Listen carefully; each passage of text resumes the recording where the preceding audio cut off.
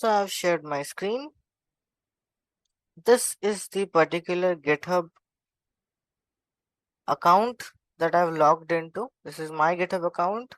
This is the Git bash over there that we have installed yesterday, and that it should have opened by searching for Git bash over here and opening it. So let us go ahead and run the commands that we have checked yesterday. What were the commands?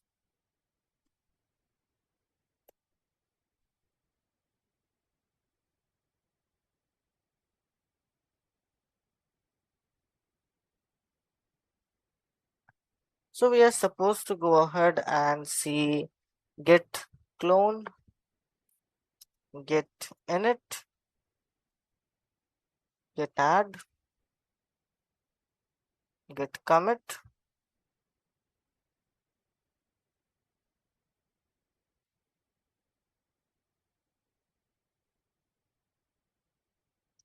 No, Praveen, not git create.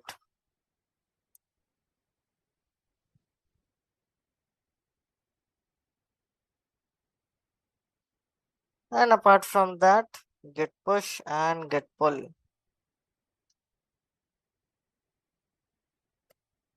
But we cannot check git push and git pull unless we have checked the concept of branches. So these four commands we will check first of all. So git clone, git init, git add, and git commit.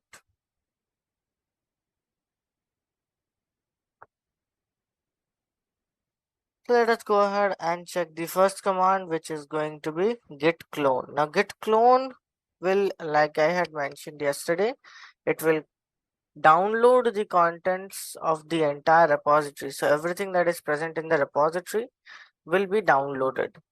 So when we are having a repository, the first thing that we can say commit, or the first file that we will go ahead and commit in that particular repository will create the default branch in this case. So you can think of it like a timeline sort of.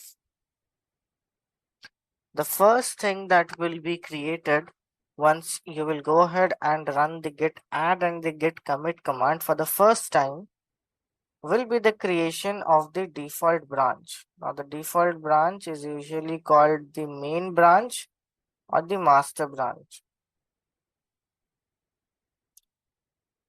So it is going to be the default branch, which is usually called the main branch or the master branch.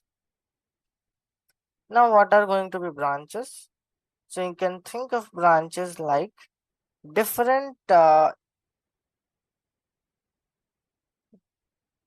they are sort of like, you can say, repositories only. So a repository is containing the information about a particular project.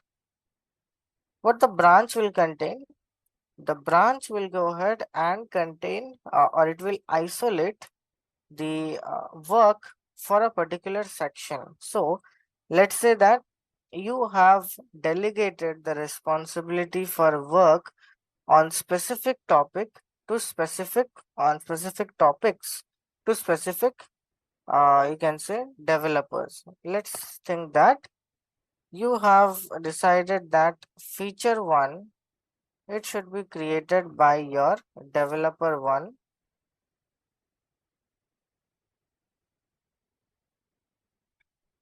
Feature 2, which should be created by your developer 2.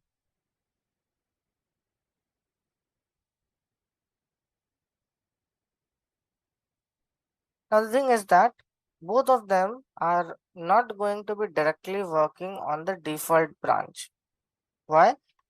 Because that way each one of their work is not going to be recognized.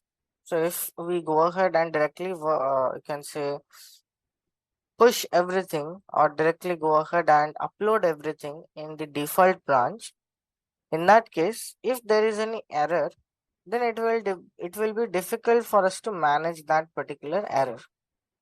So what we have available is that in our particular repository, we will have multiple branches which will be their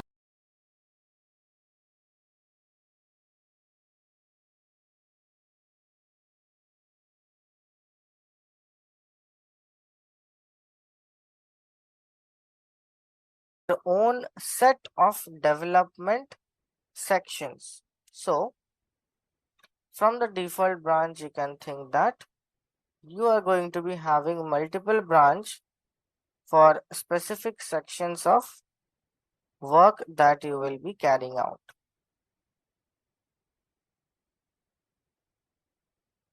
So hence, for feature 1 to be developed by the developer 1 and for feature 2 to be developed by the developer 2, you will create separate branches so that they can have their own isolated sections where they will be uploading the particular project or uploading the updated project files that they will be having.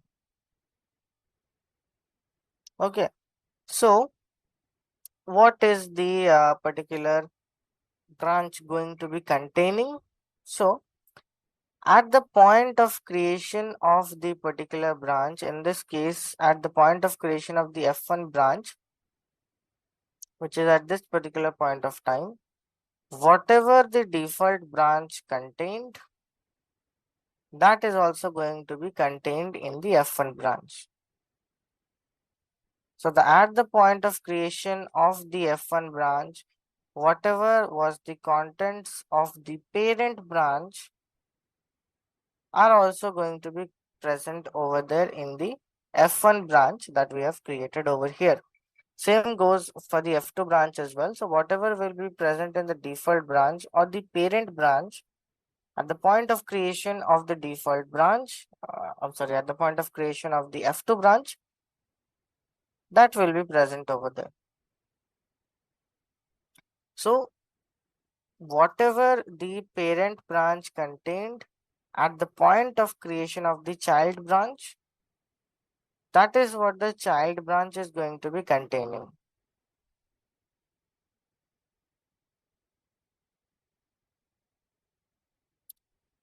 I don't understand what you are saying, Raghunath Reddy. F1 also come in F2 meaning?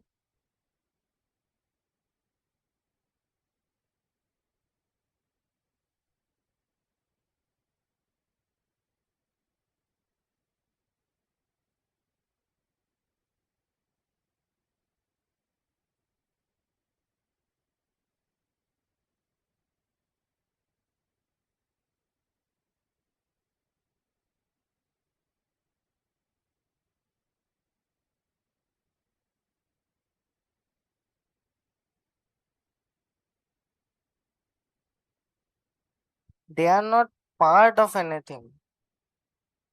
F1 is created from the default branch before the F2. So in between this particular duration, if there were any changes made to the default branch, those will be contained in the F2. Those additional changes will be present. Apart from that, no changes are going to be there. So it is not part of default. It is created from default. F1 and F2. They are created from default. They are not part of default. F1 branch and F2 branch are created from the default branch, which is the main or the master branch. Like I said, the name is going to be main or master.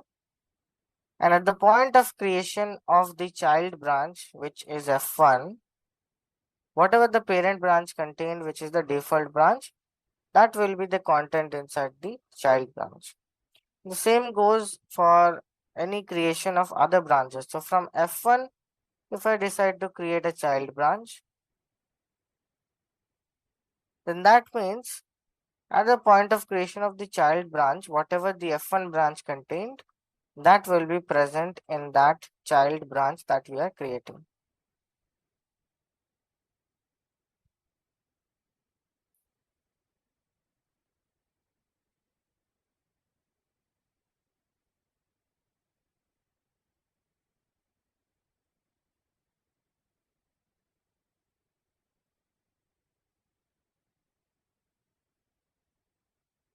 So we cannot go ahead and create these branches as long as the first branch is not created. Only after the first branch has been created can we go ahead and create any additional branches that we require. Okay.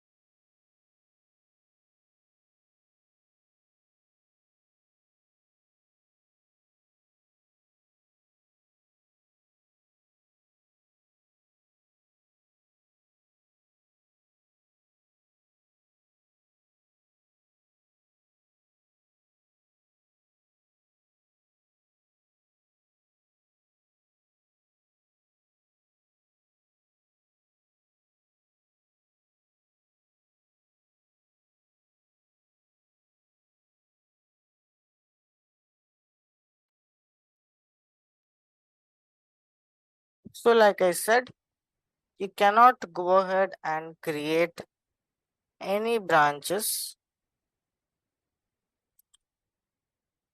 before the creation of the default branch, which is going to be automatic. So the default branch is going to be created automatically after the first commit is made. So after the first stage and commit, once a file will be successfully committed, at least one file you will have to stage and commit. Once you will do that, only then your particular branch will be created, the default branch, which is either called master or main. Once that will be created, then you will be able to go ahead and create any other additional branches that you will require.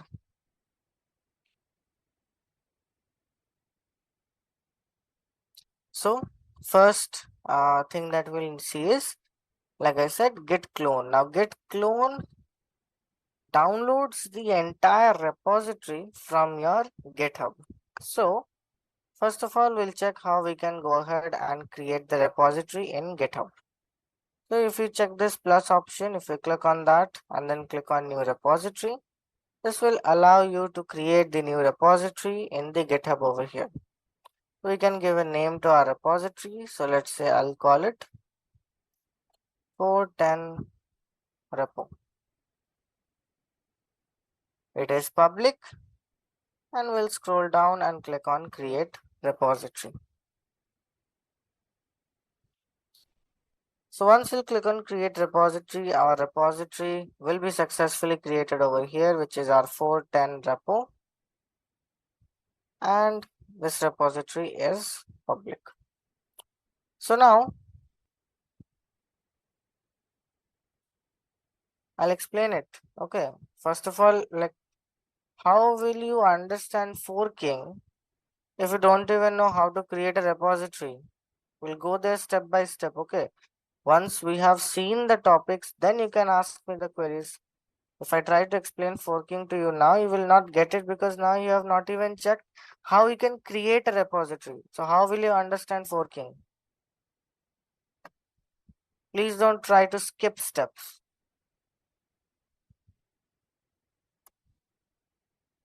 So this is my repository. It is public. Now the repository has this particular URL over here. So this exactly is our HTTPS URL that is present over here. So .get is the additional you can say extension over here. So .get.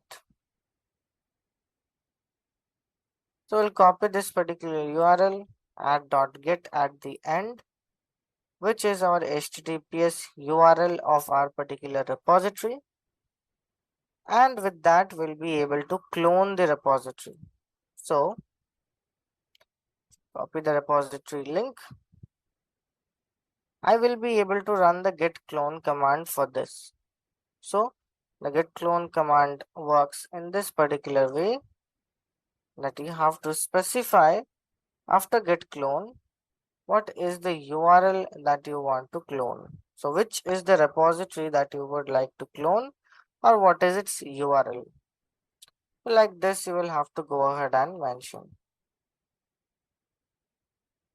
So this is going to be the format that will be present for the git clone command and how you will have to use it. So git clone space and then the URL of the repository that you would like to clone. So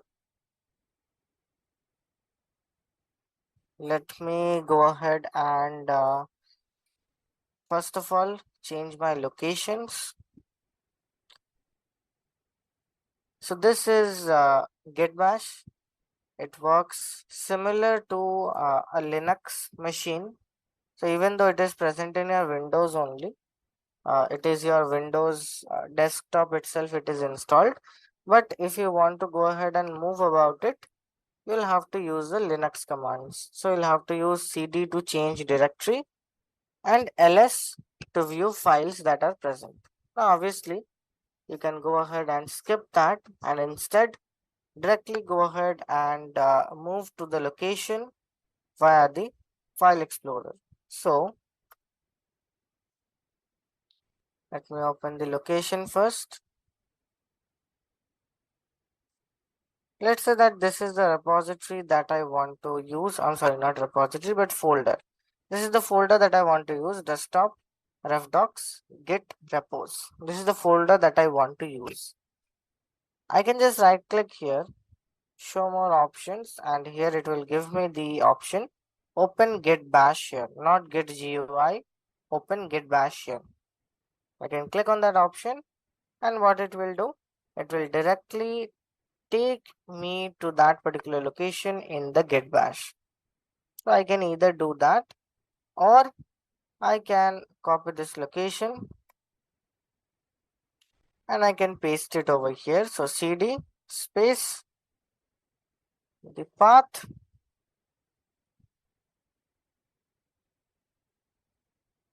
if it is not taking the location properly, so cd c colon, and then I can paste the path. I believe it's not accepting it.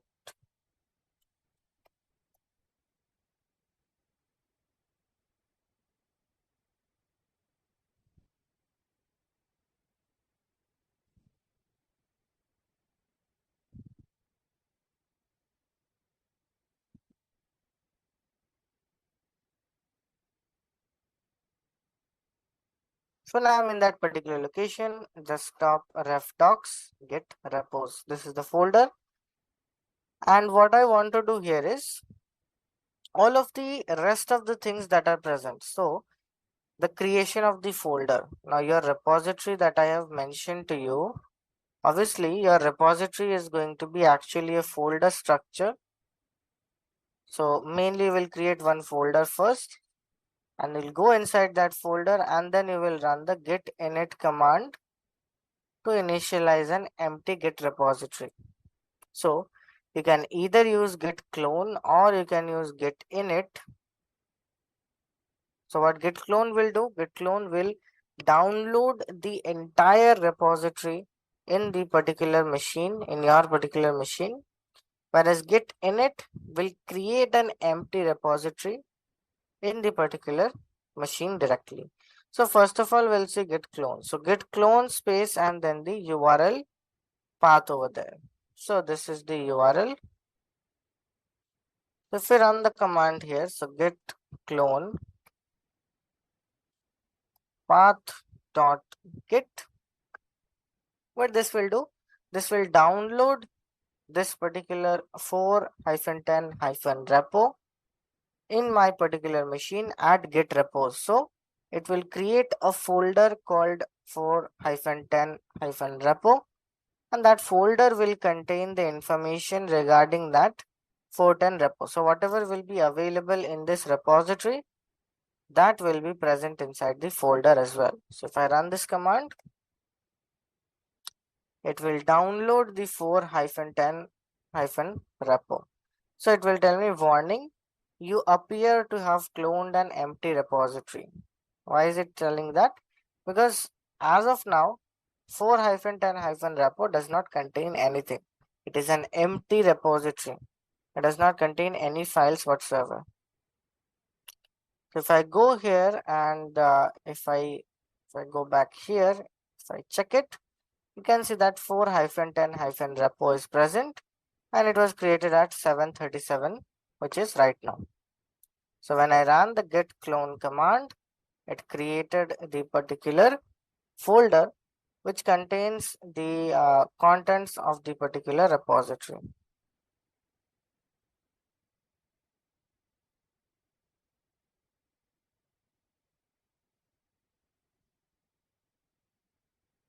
So if I go ahead and move on inside the folder, you will see that there is nothing inside. This folder is empty. So this is an empty folder that is present. Now similarly, if I do ls, this will tell me the folder that is present over here, which is my 4-10-repo. Now this was for cloning. So this, what I have done, I have cloned an empty repository. I've downloaded an empty repository over here. Instead, if there was any content present inside the repository, what would have happened?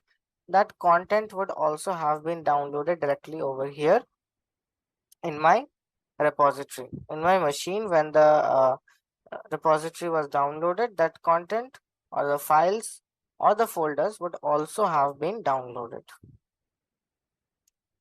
Now, if I want to go ahead and create my own repository, I don't want to clone it, because in this case, this is already an established repository. So which means I can go ahead and run the git commands inside it. Right? I can run git commands inside this because it is already established as a git repository. However, if I create a new folder on my end, if I create a new folder, that folder is not going to be able to run any git commands inside it unless I do init. So if I go ahead and move on inside this folder, let's say 4-10-repo. So like I said earlier as well, that you use cd to change the directory. So cd space and then the name of the folder you want to move inside of. So cd space 04-10 repo. I will be inside the folder, and I don't need to run git init, because if I run git init here, you will see it will give me the output saying that git is already initialized. So it is saying reinitialized existing git repository. It did not say initialized empty git repository. It is saying reinitialized existing git repository, which means that git is already initialized over here and we don't need to go ahead and initialize it again. However, if I go ahead and create my own folder, so I want to move back to git repos, so I'll do cd space ... This will move me back one step. So right now I'm in 4-10-repo. If I run cd space ... I'll be moved back to git repos. So here if I go ahead and run the or create a particular folder, let's say inside git repos, I create a new folder. So I say new folder, and let's say I call it my repo 1. I've created the folder. Now let me move inside this folder. So my repo 1. Now here if I try any of the particular git commands, git add, let's say. So it will tell me not a git repository because I've not initialized git over here. This repository that was present, since it was cloned, git was already initialized inside it. So I did not need to initialize it by myself. However, in this case, the folder that I've created, I have to go ahead and initialize git inside it if I want to run any of the git commands inside of that folder. So I'll have to run the git init command here in order to initialize the empty git repository so that I can then go ahead and actually create the files and folders and the respective branches.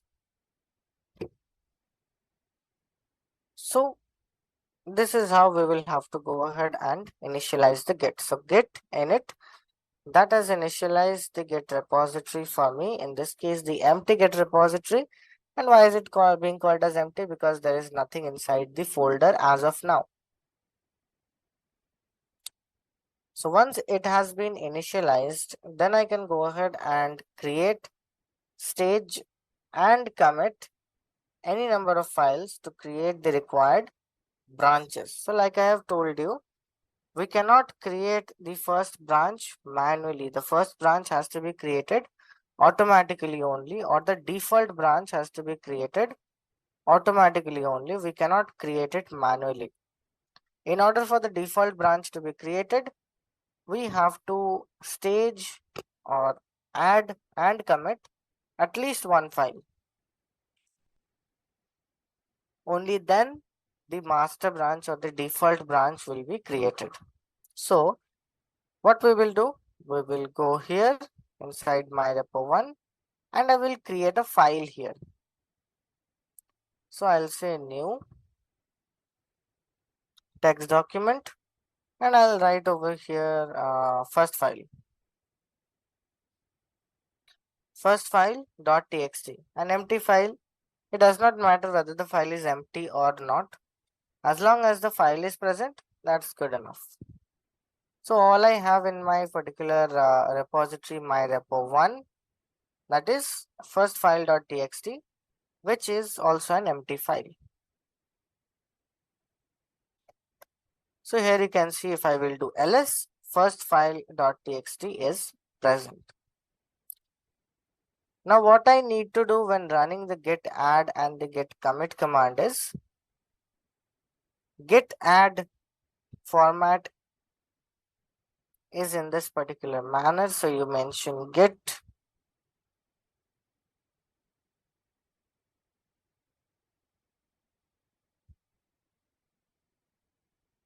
add space the name of the file.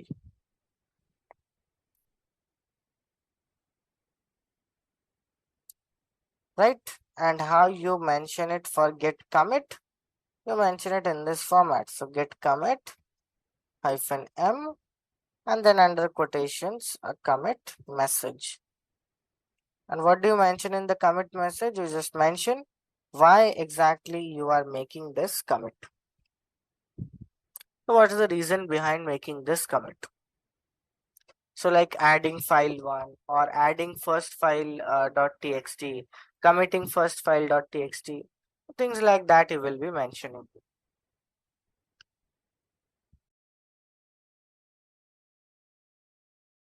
So in order to stage the file, you have to run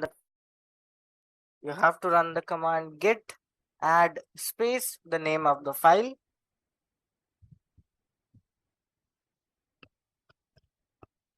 So git add space the name of the file, which is first file.txt, and this is going to be staging the file for you. Now before we go ahead and run the get add command, one more command I need to explain is the get status command.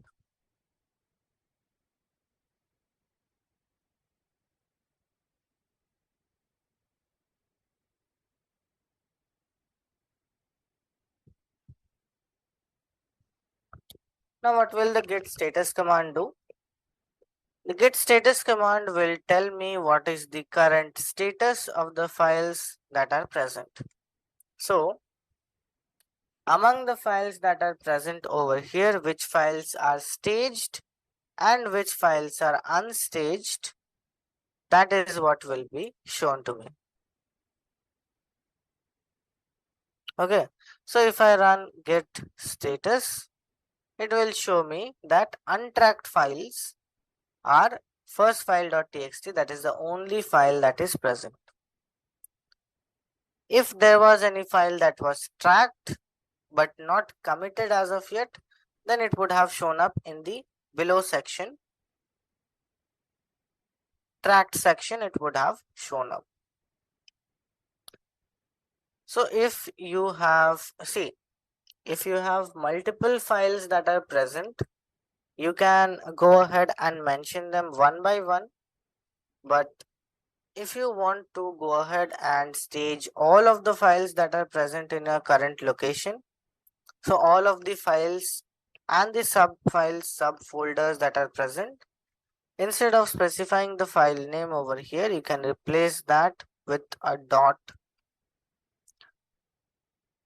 So git add space dot, and what that will do, that will go ahead and stage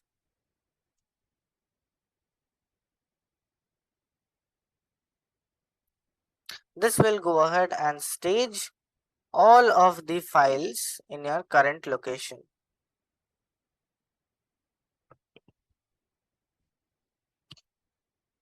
Praveen, we use the add command to stage files only. These are not other two different commands. We use the add command to stage the files. Then those staged files are committed.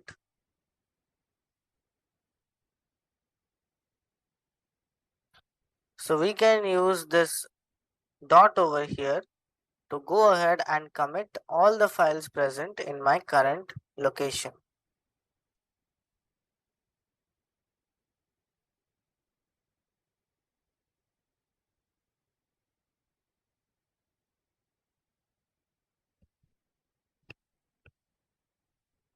So git add space the name of the file.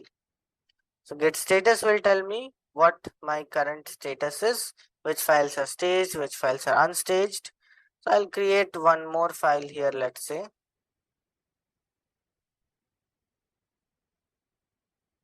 I'll call it second file.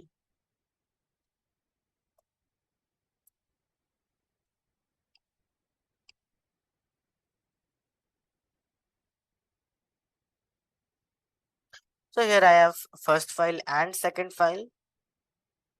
If I do get status, you'll see that I have both my first file and second file, and I have not run the get add command for either of these files. So which is why both of them are being shown over here in the red. So now if I want, I can go ahead and run the get add command. So get add space, I can give dot to stage both of these files, to track both of these files, or I can go ahead and specify the file name I want to stage or I want to track. Stage and track are interchangeable in this particular scenario. They are both, you can say, mentioning the same exact task. So staging means tracking, tracking means staging. These are interchangeable words. So get add space, the name of the file that I want to stage. So let's say first file. So get add space first file.txt. What this will do, this will stage the particular file, preparing it for commit. So you can see over here changes to be committed, which means that these are the files that will be mentioned over here, which are staged and are ready to be committed.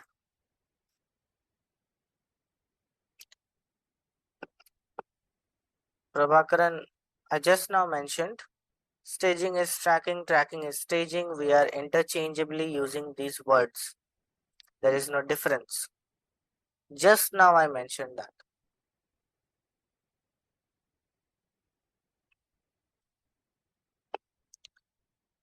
So like I have told you guys yesterday only, that you cannot choose the files that you are going to be committing. So once you have staged them, that means when the git commit command will be run, all of the files that are staged are going to be committed. So in this case, it is mentioning changes to be committed. So the file that is staged over here, that is first file.txt, showing up in green. And untracked files, we have second file.txt because I have not run the git add command on it as of yet. Now, if I want to go ahead and commit this particular file, which means that I am solidifying its position in our repository, then I will be running the git commit command. So how will I be running it? Git commit -m, and then under quotations we will be mentioning the commit message, which is going to be just whatever you want to write. So I'll just say committing first file.txt.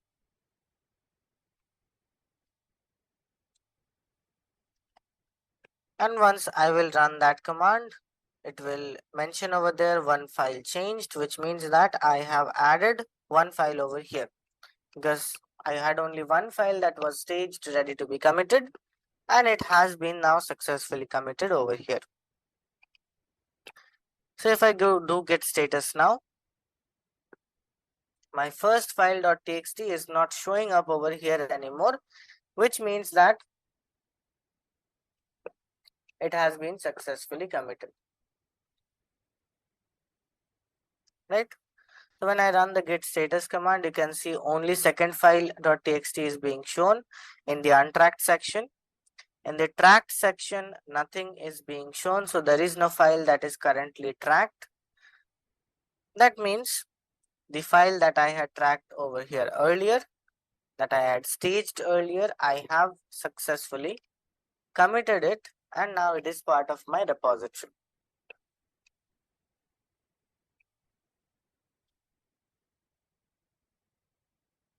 Okay, so please let me know in the chat if you understand this or not. We have just run the command that we have seen yesterday itself. Let me know in the chat if you understand this or not, what we have run over here.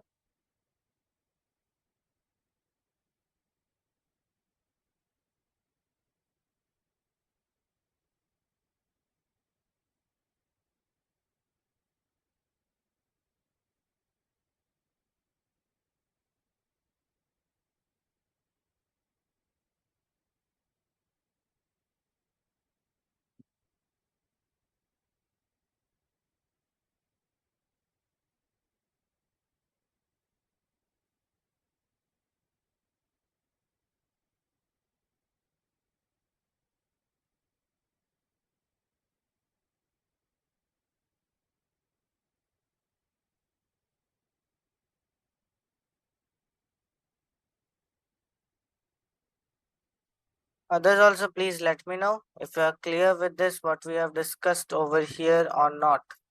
Let me know in the chat.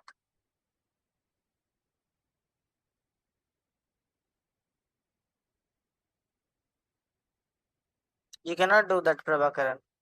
If you have tracked 10 files, once you'll run the git commit command, all those 10 files are going to be committed. So the command, the message that you will be giving, that is going to be common for all those 10 files that you have committed. You cannot give a different comment for each one of the files. That is not how it works. You are running a commit. For that particular commit, what message you want to give, you can go ahead and define that. If you want 10 different commit messages for 10 different files, then you will have to make 10 different commits. You'll have to stage the files one by one and then make the commits.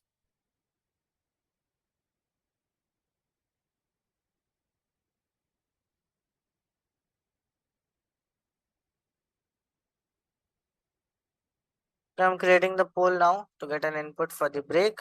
So let me know about the poll, what amount of duration you guys would like to have for the break.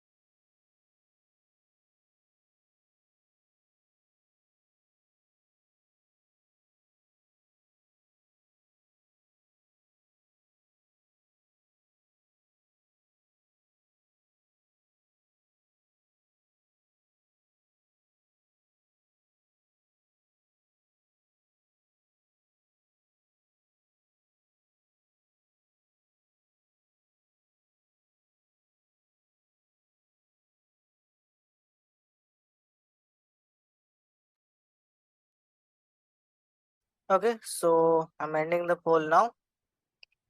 So I had asked everyone whether you are clear with this, what we have discussed over here or not. Only two people have responded that they are done, they are able to understand this. I got no confirmation whatsoever from the others. Let me go ahead and open up the timer, and we'll have the duration for the break that has been most polled for. So 55% of the people have mentioned for a 10-minute break, 35% for a 15-minute break, and 10% for no break. So we'll have a 10-minute break in that case, and then we'll move on with the next task.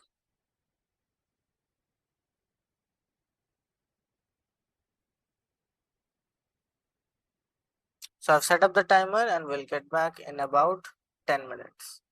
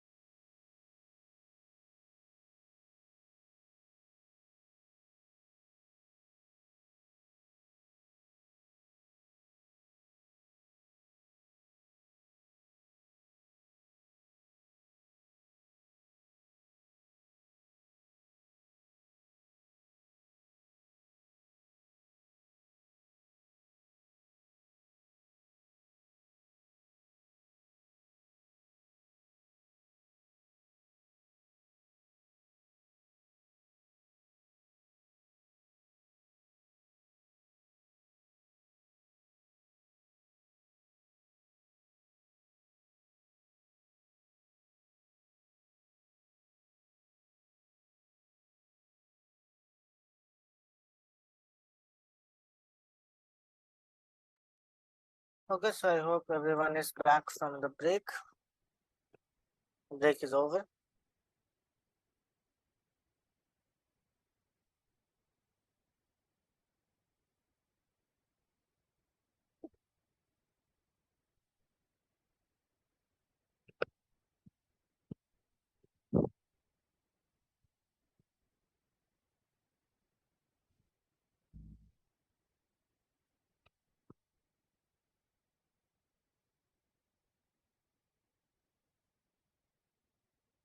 Paste the error in the chat.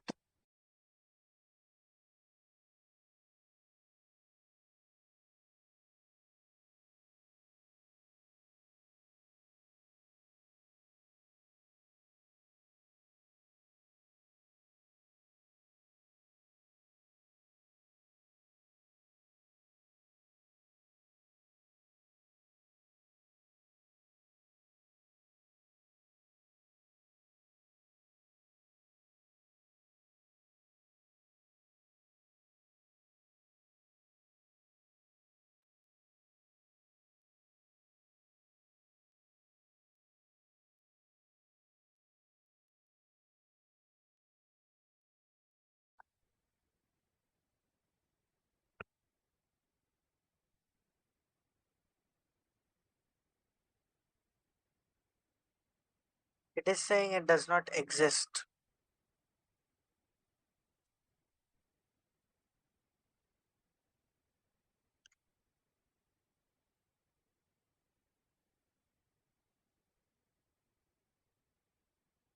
I don't see any repositories on your end.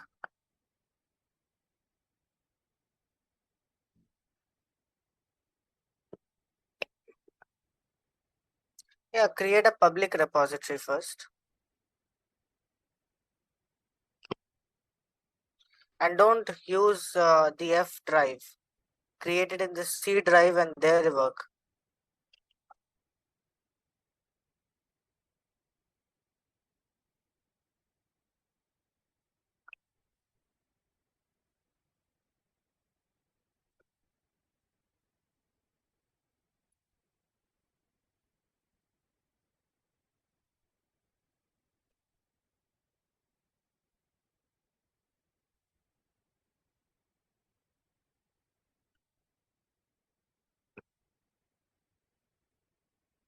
So now that we have checked about the git commit command as well. So let's say I create two more files over here.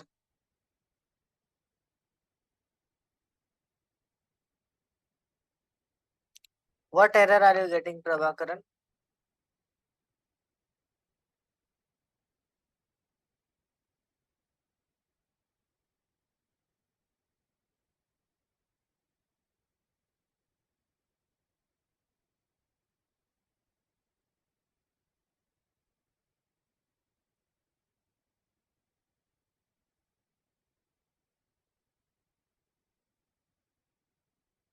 Do it one by one like I have.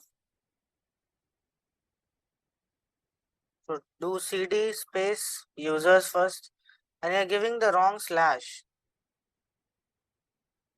It is supposed to be this slash, not the other way around. Give the backward slash over there, you've given the forward slash.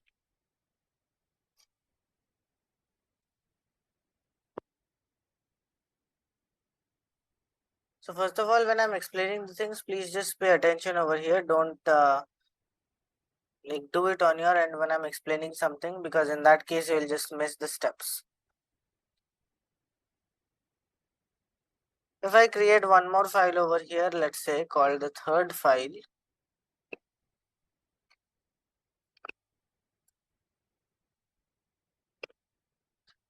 Now that is also present over here. So I have second file, I have third file. Now if I want to go ahead and let's say stage both of these files at once. So like I have shown over there, git add space, and then you can say dot in order to stage both of the files or all of the files present at once. So git add space dot is going to stage all of your files present in your current location at once.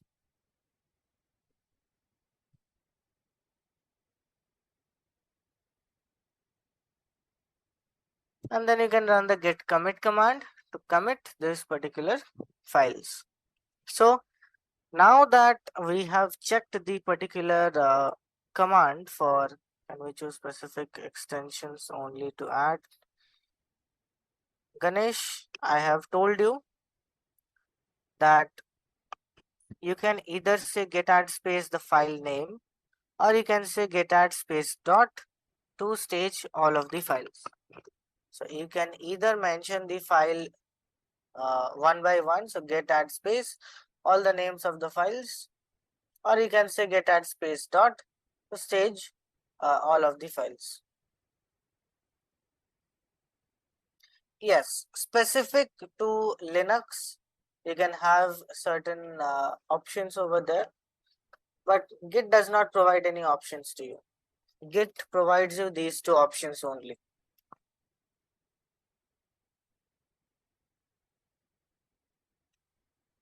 So Linux provides the option that star in order to denote all of this. So if you say star.js, yeah, exactly. Star.js, that means all of the files ending in JS, but that is not a Git functionality. That is a Linux functionality. So it cannot be counted for Git. Git only provides you these two options, either get add space file name or get add space dot.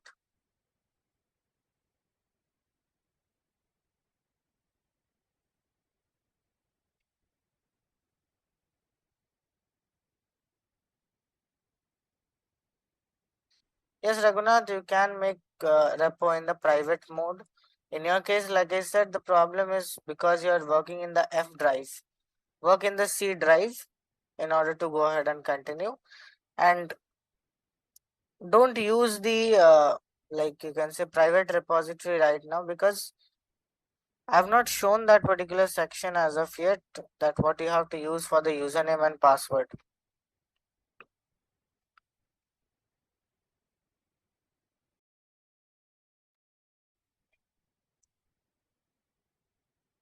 So now that we have checked the branches over here, I'm sorry, we have created, staged and committed a file.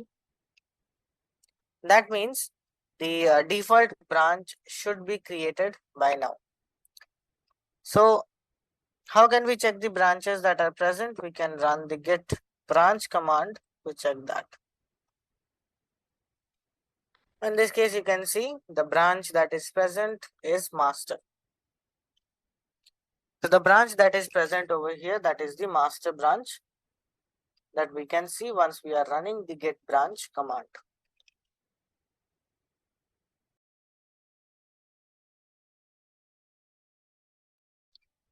Now if I want to create additional branches, I can run this git branch command, but after git branch I can specify the name of the branch I want to create. So git branch space the name of the branch.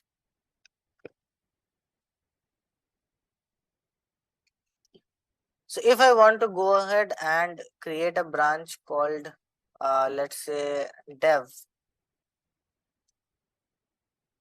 what I will do, I will first of all be sure that I am on the branch from where I want to create the child branch. So I have to make sure that I am on the like in this case we only have one branch as of yet, but if we will have multiple branches, I'll have to make sure that I'm on the proper branch that I want to act as the parent branch. So right now we only have one option, so there is no point in changing branches.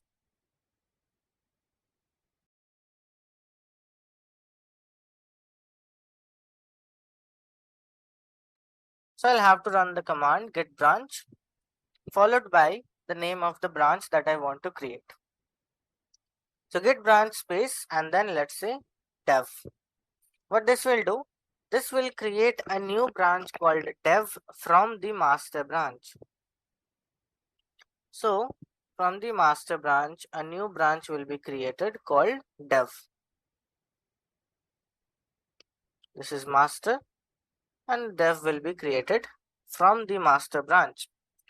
Now that we have two branches, here if I want to create a branch from dev, I'll have to first of all switch to the dev branch and then create the new branch. So whatever is the branch that I am creating, I need to be checked out, or I need to be present on the particular branch which I want to be acting as its parent branch.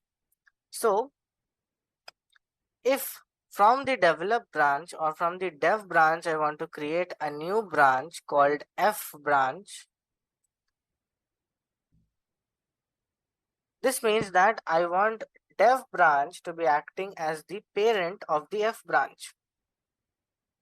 In this case, I have to make sure that while creating the F branch, I'm actually present on the dev branch. So how is it determined on which branch you're actually present?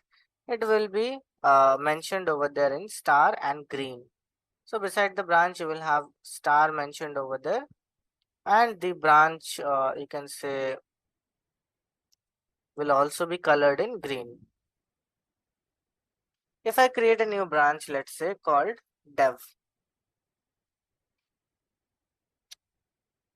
I'll show that, Praveen. Just we have not seen as of yet how we can create branches. We'll go step by step. No, first we'll create branches, then we'll check out two branches. Just don't rush it. I'm teaching the steps. Please just pay attention and understand it. Yeah, I'll teach you the things.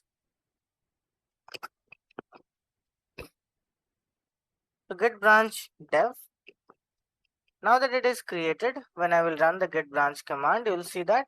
So we have two branches now. We have master branch and we have dev branch. You can see the master branch is colored in green and has a star next to it, which means that currently we are present on the master branch. Now, like I have said, branches act independently, which means that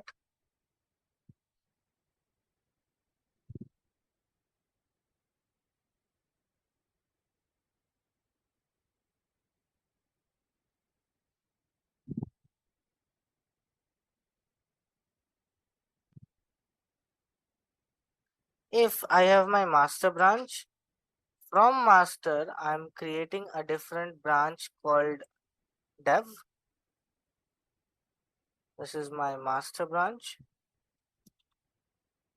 That means once the dev branch is created, it is isolated from the master branch. Once the dev branch is created, it is isolated from the master branch. That means if I make any changes in the dev branch, they are not going to be reflected in the master branch. And the same goes like vice versa is also true.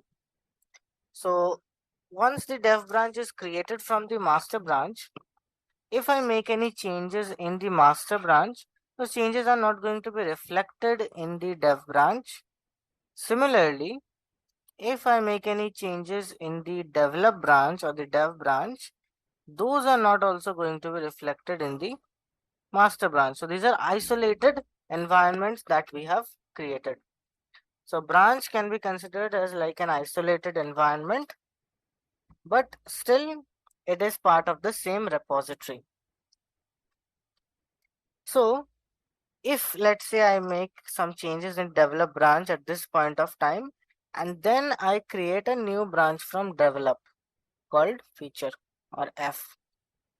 But that means this particular branch, the feature branch, will be containing all of the files that my develop branch contained at this point of time. So at this point of time, whatever files my develop branch contained will be present in my feature branch. Once the feature branch is created, again the isolation is being followed. So they are not going to be interacting with each other in any way, in any manner, unless we go ahead and run the commands for it. Those commands we will be checking tomorrow. Those commands are merge commands. Those are the merge commands that allow the interactions in between branches. But we'll be seeing that tomorrow. Right now, we'll be checking this particular situation itself, that in the master branch, I'm currently present. When I do ls, I have 3 files over here. 2 of those files are staged. Uh, One of those file is committed. Why we are having different branches?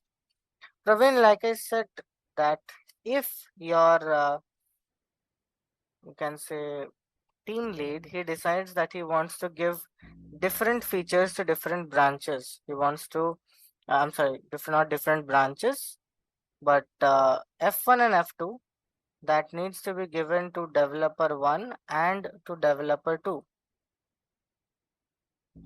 So you do not want the developers to make the changes directly in the master branch, because then you will not have time to test their code, right? You will not have time to check whether their code is functioning properly or not in isolation. So what you will be doing instead is you'll have different branches for both of these developers. For developer 1, you will be creating a different branch. Developer 2 will be given a different branch. They will work. They will upload the files over there specifically to those branches. They will commit the files, and then the testing will be done. If everything is fine, then the merge will happen. No, not merge all, but rather you can think that for a branch, once everything is fine, once it has been tested and it has been deemed that, okay, the files that are present that are worth, you can say, implementing, or it is worth sharing with the public, it is worth deploying. In that situation only the merge will happen for that particular branch. Okay, so in this case, we have 3 files. 2 of the files are staged, 1 file is committed. So now what does this signify?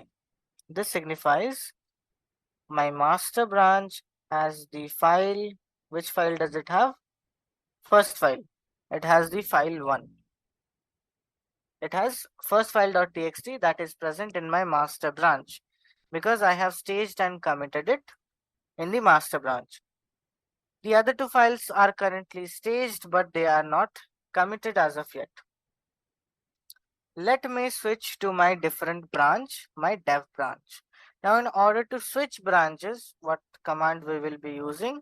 We'll be using this particular command. So git checkout, then the branch name. So git checkout followed by the branch name will allow you to switch to a different branch. So once we'll say this, it will say switched to branch dev. These 2 files are currently staged right now. Second file.txt, third file.txt. That is why these were shown in the output over here. A means added. Right, we have run the git add command for second file.txt and third file.txt. So added, staged, tracked, these are all interchangeable words that are being used. So now if I do git status, you will see that I have these 2 files available over here. And if I will do ls, you'll see that I have my first file.txt and the other 2 files present as well. One thing you need to be clear about is that if you have not staged or committed a particular file, no, even staged is different. So if you have not committed a particular file in a particular branch, if you have not committed a particular file in a particular branch, then that file is going to show up in all of the branches because it has not been committed to any particular branch. So it will show up in all the branches. However, if in this case I have staged file, second file and third file, if I commit this particular 2 files right now, if I commit these 2 files right now, while being checked out in the develop branch,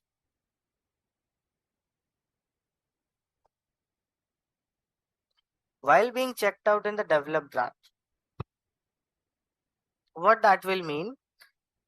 That will mean that I'm putting those two files, second file and third file, I'm putting those two files in the develop branch. I'm saying that these two files are part of the develop branch, and once I do that, only in the develop branch and its sub branches it will be visible. Sub branches, why? Because like I have shown you that child branches inherit the files from the parent branches at the time of creation.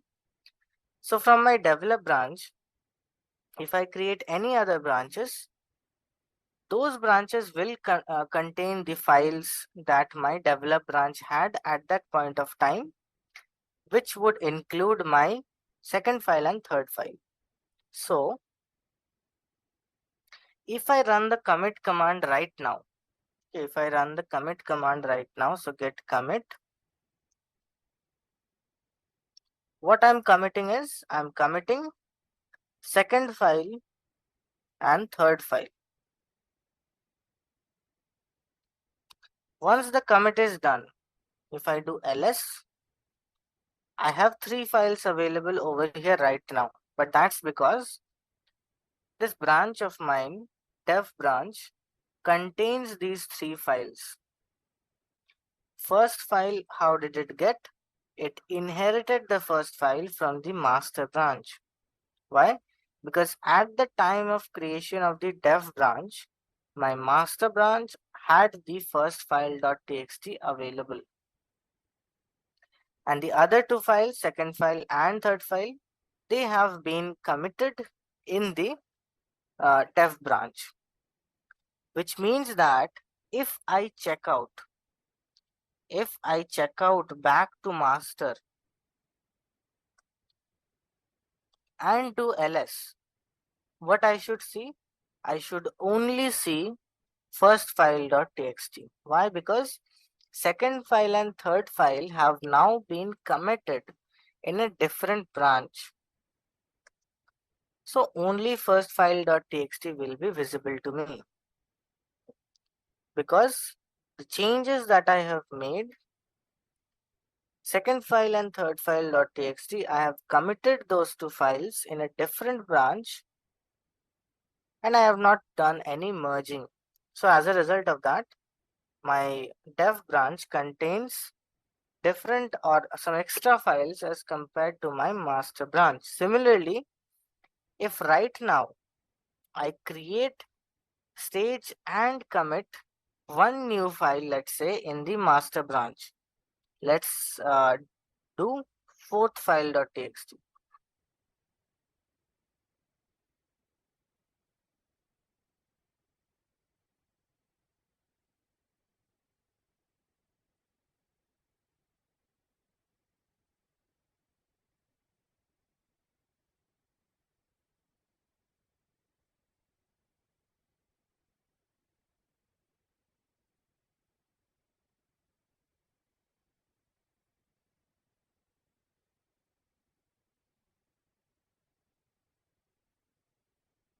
Let me create the file here, fourth file.txt.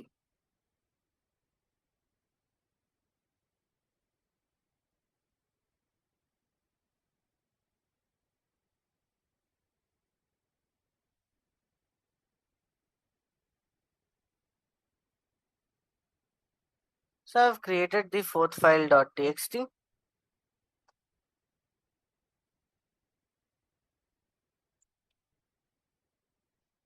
Now let's say I stage and commit this file. So git add fourth file.txt and then I commit it.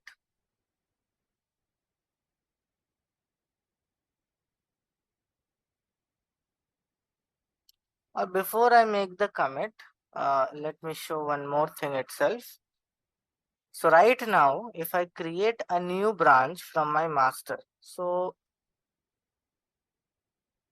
right now I'm in the master branch.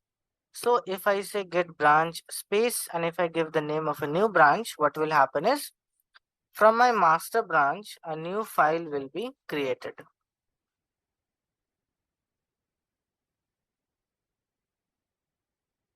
Raghunath, we have not even like done anything with regards to GitHub as of yet. Staged does not mean adding the files in GitHub. Staged means preparing them for the commit. Staged means putting them in the staging area, essentially making them ready for the commit. So you have to stage files before you can commit them. So you run this git add command to stage them. Then you will be able to go ahead and run the git commit command to commit all of the staged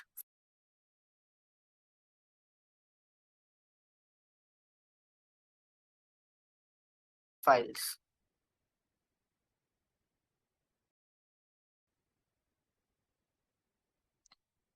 Like GitHub is not even like included right now. We have not even pushed, we have not even downloaded, uploaded anything over there to GitHub. We have just checked the git clone command with respect to the GitHub and how we can create a repository. So if I create a new branch right now, let's say dev2. If I create a new branch, this branch was created from where? From my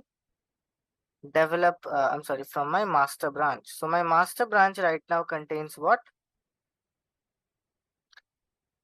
First file.txt, that is the only file that my master branch contains. Develop branch contains what? It contains second file and third file. I have now created develop2 branch, dev2. What should this particular branch contain? Right now, the only file present in my master branch is file1. The only file present, I have not committed it as of yet. Raghunath Praveen, I have not committed the fourth file.txt as of yet. All I have done, I have simply added it. So that means it is not solidified as part of my master branch as of yet. So only my first file will be present in this new dev2 branch.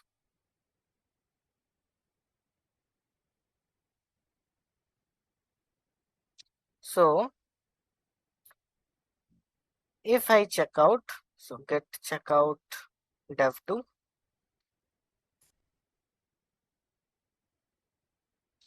first file.txt and fourth file.txt, why it is visible? Because it has not been present or it has not been committed in any of the branches as of yet. So which file did my dev2 branch inherit from the master branch? It inherited the first file.txt and the fourth file.txt is present over here. Why? Because it has not been committed as part of any particular branch as of yet. If I run the commit command in this particular branch, in the dev2 branch,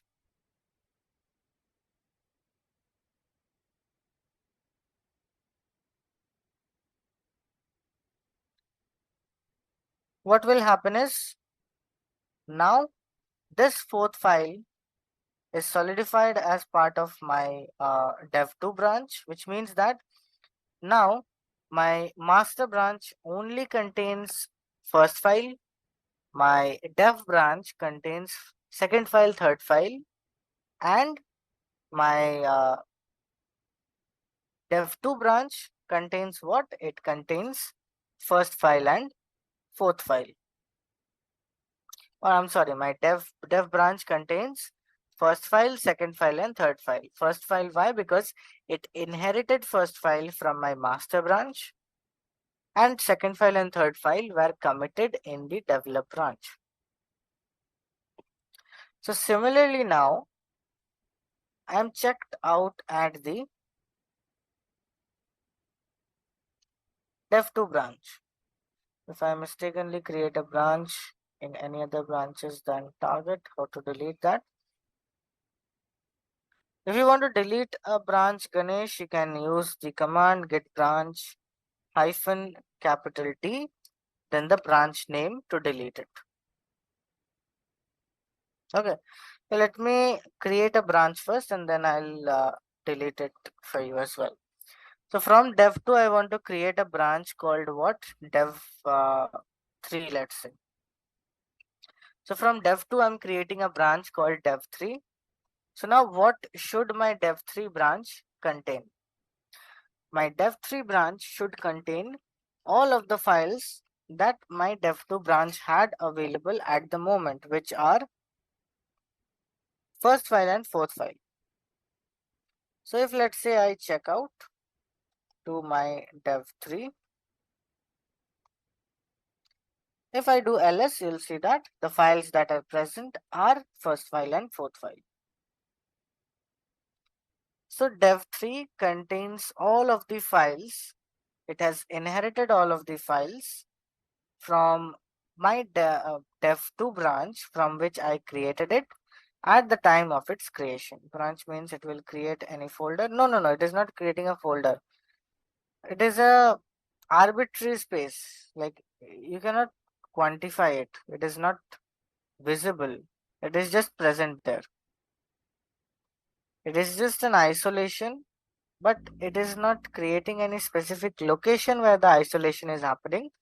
You can say that there are invisible boundaries that are there which are separating all of these branches.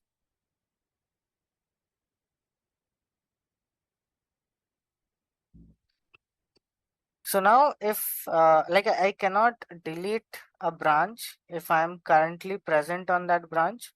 So right now I am on the dev3 branch, so I cannot delete the f3 branch, I'm sorry, dev3 branch right now.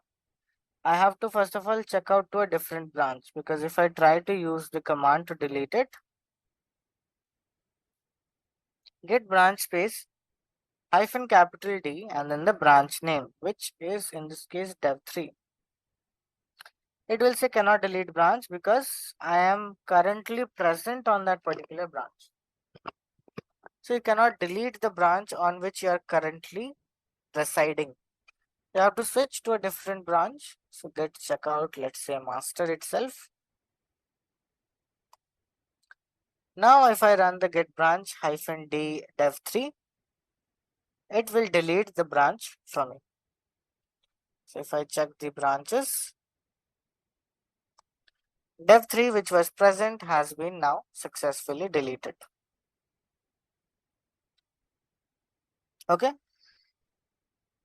So this was about the branches. Now next, tomorrow what we will be seeing, we'll be seeing about the branches itself, that how we are going to be merging the particular branches and what merging will actually achieve. But before that, child branch will contain the files from parent branch, but if a file is committed in the child branch, then will the parent branch have it? Now Praveen, that is what I mentioned, that once they are created, they are isolated from each other. So master branch will not get the files from the develop branch. Develop branch will not get the files from the master branch as long as we do not run any merge commands. As long as we do not run any merge commands, none of the branches will receive anything from each other.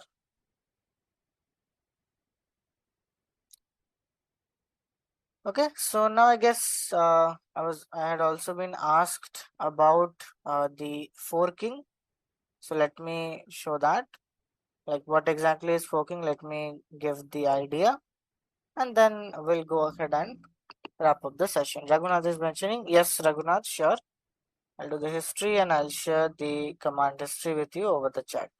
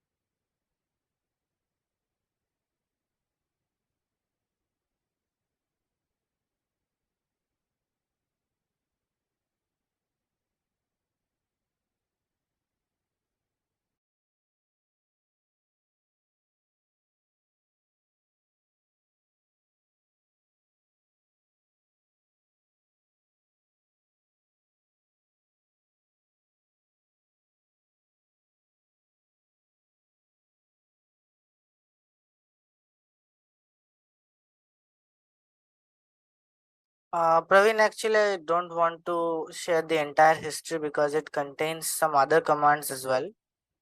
I have to select which specific commands I want to share. Class scenario, you created dev3 branch and commit the fourth txt file. When you do ls, it shows first file and fourth file. So it means child branch can access master branch. Okay, just give me a minute, Prabhakaran. Let me share the file.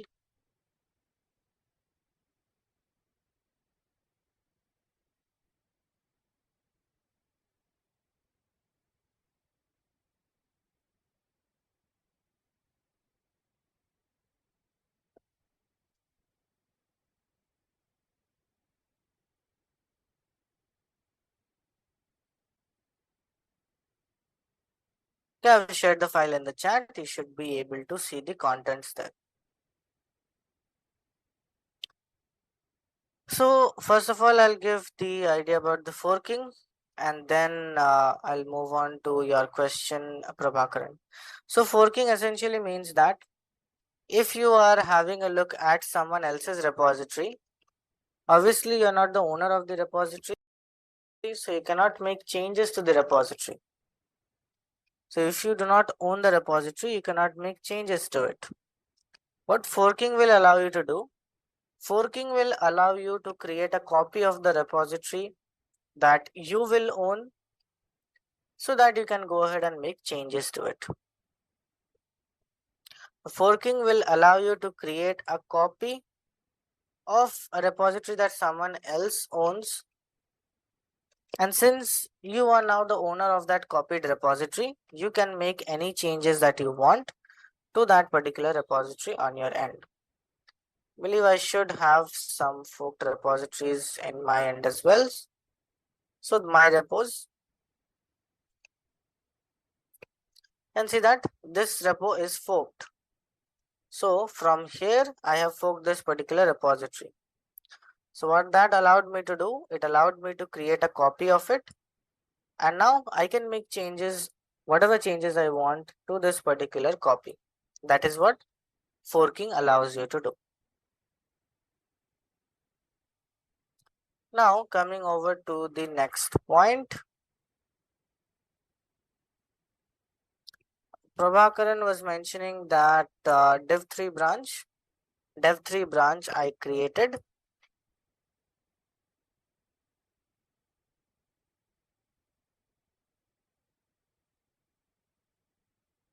See, in this case, why the fourth file was visible is the fourth file was not present as part of any particular branch as of yet because I had only staged it. It had not been committed.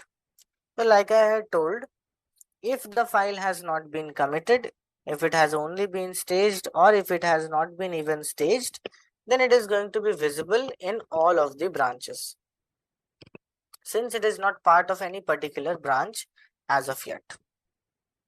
That is the reason why in master and in dev3, the fourth file was visible because it was not committed in any particular branch as of yet. I committed it in the dev3 branch. Once I checked out to the dev3 branch, then I committed this particular file over here. The fourth file.txt over here, I committed it. Once I actually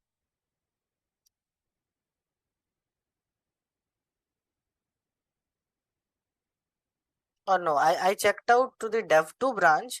In the dev2 branch, I committed that particular file. But before that, it was visible only because it had not been staged as of yet. It had only been committed. Next, I created the dev3 branch from the dev2 branch. As a result of that, it inherited the required files. So it inherited the files over here, first file and fourth file.